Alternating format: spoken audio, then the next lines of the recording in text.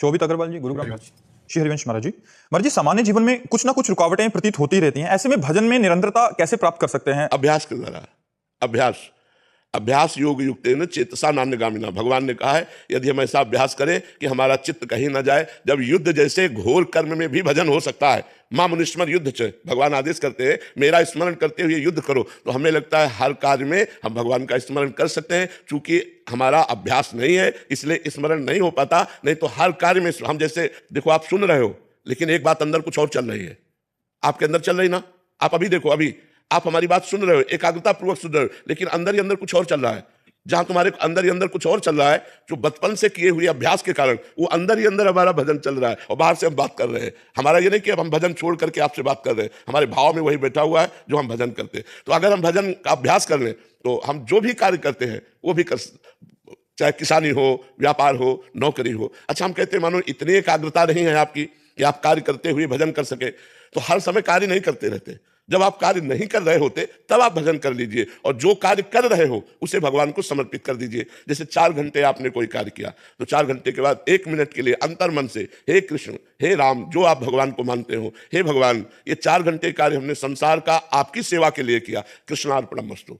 वो 4 घंटे का समय का जो कार्य आपने अर्पित किया वो आपका पुण्य बन जाएगा और भगवत प्राप्ति का योग करा देगा। ये भगवत अर्पण कर्म है, ये कर्म योग बन जाएगा। और बीच बीच में आपको स्मरण राधा राधा राधा करना होगा, तो आपका पूरा गृहस्थी जीवन भी भजन में हो जाएगा। अभ्यास कीजिए तब, लेकिन आप शराब पिएंगे, मांस खाएंगे, गंदे आचरण करेंगे तो नहीं हो पाएगा। फिर अपवित्र बुद्धि ऐसा नहीं कर सकती, पवित्र बुद्धि कर सकती। इसीलिए हम सबसे कहते हैं कि आप ऐसे आचरण मत करो जिससे दुख प्राप्त हो। देखो, जब हमारे शरीर को कोई ऐसे काटे तो हमें पीड़ा होती है, तो क्या पशु को पीड़ा नहीं होती? आप देखो, पशुओं को लोग काट करके खाते हैं तो फिर हमारी दुर्गति पक्की है, क्योंकि वो पाप कर्म बना और वो पाप कर्म हमें दुख देगा, दुर्गति हमारी कराएगा। इसलिए पहले तो इन गंदे आचरणों को छोड़ देना चाहिए, फिर अच्छे आचरणों को धारण करें कि हम भगवान का नाम स्मरण करें और जो कर्म करें वो भगवान को समर्पित कर दें। तो परेशानी क्या है? हम कह रहे 2 घंटे आप लैपटॉप में लगे रहे और आपने एक बार भी राधा नहीं बोला, तो हम 2 घंटे पूरे के पूरे भगवान को समर्पित तो कर सकते हैं ना, कि ये 2 घंटे कृष्णार्पणमस्तु, और फिर 1-2 बार नाम जप किया, फिर कार्य में लग गए, तो कितना सुंदर जीवन आपका हो जाएगा, कितना सुंदर जीवन हो जाएगा। जैसे मानो डॉक्टर है, अब वो अपने मरीज को पहली दृष्टि में देखे कि मेरे भगवान इस रूप में आए हुए हैं, मुझे सेवा दी है भगवान ने, और जितना ज्ञान है उसके अनुसार वो उसकी सेवा करे, और जितना समय लगा उस समय को कृष्णार्पणमस्तु कर दे, तो एक यज्ञ करने से जो फल मिलेगा वही उस डॉक्टर को उस मरीज की सेवा करने से फल मिलेगा। ऐसे ही अपने अपने डिपार्टमेंट में जहां हम लगे हैं, ईमानदारी से यदि हम अपने कर्तव्य का पालन करते हैं और अपना कर्तव्य भगवान को समर्पित कर देते हैं, तो वही भगवान की पूजा हो जाती है, वही भगवत प्राप्ति का हेतु हो जाता है। देखो, अर्जुन जी भगवान से कह रहे हैं मैं संन्यास लेकर भजन करूंगा, युद्ध नहीं करूंगा, पर भगवान कह रहे हैं संन्यास नहीं लेना, युद्ध करो। अर्थात अपने कर्तव्य को भगवान ने जोर दिया है। जो आप हो अपने कर्तव्य का ईमानदारी से पालन करो तो आपका कर्तव्य ही पूजा बन जाएगा और आपको आगे चलकर वही सुख प्रदान करने लगेगा। जो हमें दुख मिलते हैं उनका कारण होता है हमारा पाप। पाप ही हमारे रोग के रूप में, विपत्ति के रूप में, दुख के रूप में, नाना प्रकार की ऐसी समस्याओं के रूप में प्रकट होता है, जो हम बहुत विचलित हो जाते हैं। अगर हम नाम जप करेंगे हमारे पाप नष्ट हो जाएंगे तो हम सुखी रहेंगे। चाहे जितना कष्ट हो, यदि भगवान का नाम जप किया जाता है तो उस कष्ट में भी एक आनंद रहता है। भगवान से जुड़ने में न रुपए की जरूरत है, न किसी के सहयोग की जरूरत है। राधा राधा राधा, कृष्ण कृष्ण कृष्ण, केवल नाम जप करते हुए अंदर से भगवान के आश्रित हो जाओ और जो कर्म कर रहे हो वो भगवान को समर्पित करो, फिर आप देख लो आपका जीवन कितना आनंदमय हो जाएगा। सोनिया अग्रवाल जी, दिल्ली से। राधे राधे महाराज जी, आपके चरणों में कोटि कोटि प्रणाम। महाराज जी, प्रेम और मोह में क्या अंतर है? मोह शरीर से होता है, प्रेम भगवान से होता है। प्रेम आत्मा से होता है, आत्मा ही परमात्मा है, और मोह शरीर से होता है। जैसे माँ, पिता, भाई, पत्नी, पुत्र, रिश्ते, नाते, इन शरीरों से मोह होता है, और प्रेम भगवान से होता है, प्रेम आत्मा से होता है।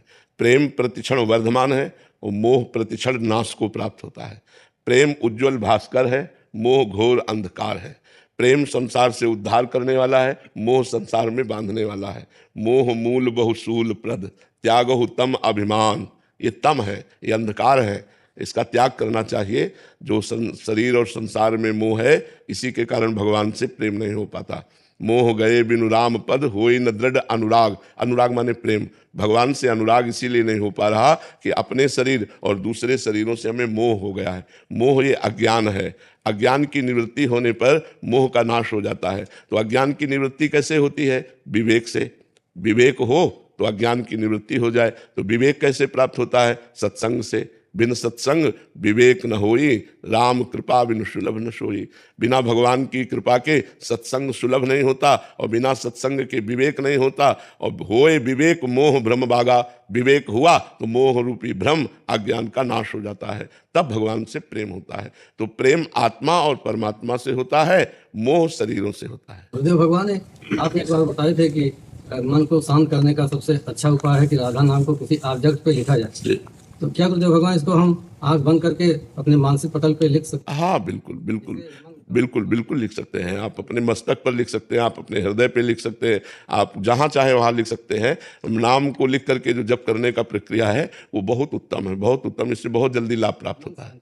अरस जी पंजाब से। श्री हरिवंश महाराज जी। श्री हरिवंश महाराज जी, महाराज जी आपके श्रीमुख से सुना है कि भगवत प्राप्ति के लिए शुभ और अशुभ दोनों संस्कारों का नाश आवश्यक है। महाराज जी मेरी जिज्ञासा है कि इसका वास्तविक अर्थ क्या है? क्या हमें शुभ कर्म जैसे दान, सेवा, परोपकार भी फल की आसक्ति के कारण छोड़ देना चाहिए? नहीं, हमको करना चाहिए, लेकिन भगवान को अर्पित कर देना चाहिए। तो दियम वस्तु गोविंदम तुभ्यमेव समर्पये।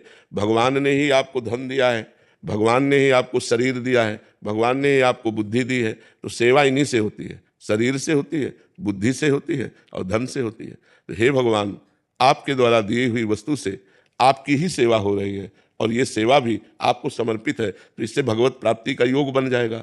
और अगर पुण्य हुए तो पुण्य का फल सुख है, और वो सुख संपत्ति ये हमें और प्रमाद स्थिति प्रदान करके घोर दुख में पहुंचा देती है। या बहुत अच्छे पुण्य हुए तो स्वर्ग मिल गया, स्वर्ग में थोड़ा भोग भोगे और फिर मृत्यु लोक में आ गए। पुण्य छीने मृत्यु लोक के विशंति। तो इससे काम तो बना नहीं ना, काम तो बनेगा भगवत प्राप्ति से। इसीलिए शुभ अशुभ दुर्ग विध्वंस बल तब जयति जयति जग उच्चर।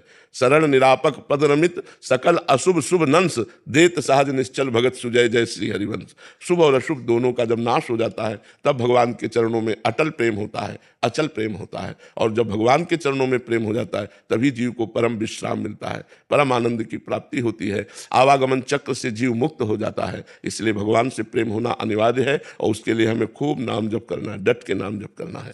हमें जो पुण्य करने हैं वो भगवान के लिए करने हैं। गंगा स्नान किया भगवान के लिए, किसी जीव को भोजन पवाया भगवान की प्रसन्नता के लिए, किसी को धन दिया भगवान की प्रसन्नता के लिए, तो वो पुण्य कर्म नहीं हुआ, वो भगवान की प्रसन्नता के लिए हुआ। और मैंने 10 रुपया इनको दान किया, वो पुण्य कर्म हो गया। तो 10 की जगह 1000 मिल जाएंगे।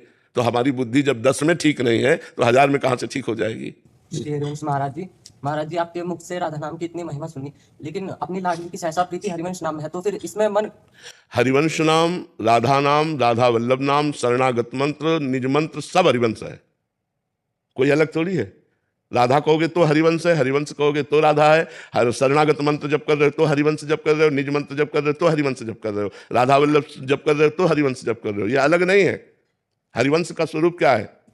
हाँ हरि राधा बा वृंदावन सास है। तो बस चाहे राधा कहो तो वही पूरा संपूर्ण वैभव उसी में विराजमान है, चाहे कृष्ण कहो तो संपूर्ण वैभव विराजमान है, चाहे गोविंद कहो तो वही संपूर्ण वैभव विराजमान है। इसलिए महाप्रभु कह रहे हैं कृष्ण कृष्ण गोविंद कहे, जपो कुछ तो जपो, पकड़ो जो तुम्हें नाम, हरिवंश नाम तो हरिवंश हरिवंश हरिवंश हरिवंश रटो, तो जो तुम्हें प्रिय लगे। राधा राधा राधा राधा राधा, हरिवंश महाप्रभु प्रसन्न होंगे तो क्या देंगे? राधा नाम देंगे। तो हरिवंश कृपा से ही राधा नाम में प्रीति होती है। तो राधा हरिवंश, राधा वल्लभ, शरणागत मंत्र, निज मंत्र सब हरिवंश ही है, कोई इससे अलग नहीं है। अखिलेश जी काशी से। राधा वल्लभ। श्री हरिवंश महाराज जी, भगवान भोग में शुद्धता स्वच्छता का विशेष ध्यान नहीं हो पा रहा। घर में स्त्री शरीर ना होने के कारण खाना बनाने वाला कोई नहीं है, जिसके कारण बाहर से कोई आते हैं बनाते हैं। तो महाराज जी ऐसे में क्या भोग लगाएं? मन बड़ा दुखित हो जाता है और समय की ऐसी अनुकूलता नहीं है कि अब जैसी परिस्थिति उसमें निर्वाह करना चाहिए। जो भी हमारे सामने आया उसे प्रभु को अर्पित करना चाहिए। किसमें जो त्रुटि हो तो प्रभु आप समझ रहे हैं हमारी समस्या, तो प्रभु समस्या सब समझ रहे हैं। प्रभु भाव पाते हैं, भाव का भूखा हूं मैं और भाव ही एक सार है। जब आप गदगद कंठ से जो आपको बना के दिया, मतलब जो भी बना के दिया वो आप प्रभु के सामने, प्याज लहसुन न पड़ा होना चाहिए, जो अभक्ष पदार्थ के अंतर्गत आता है वो नहीं होना चाहिए है। हाँ, तो और वो अगर मान लो वो तो घर में आके बनाता है, अब आप पुलिस ऑफिसर हो तो आपको अगर ना मिलेगा तो फिर होटल से लेना पड़ेगा। तो होटल से लेकर के अब वहाँ कौन कैसे बना रहा है, अपनी थाली में जो आया राधा वल्लभ लाल की जय भाव से अर्पित किया और पा लिया।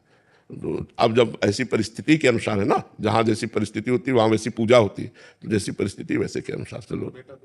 हाँ बिल्कुल बिल्कुल नहीं, जो जैसी परिस्थिति है जो आपके सामने आवे उसी को भगवान को भोग लगा के खूब पाओ और खूब नाम जप करो, तो वो बुद्धि खराब नहीं करेगा। भगवान को अर्पित किया हुआ प्रसाद हमारी बुद्धि को शुद्ध करके भगवान में लगाता है।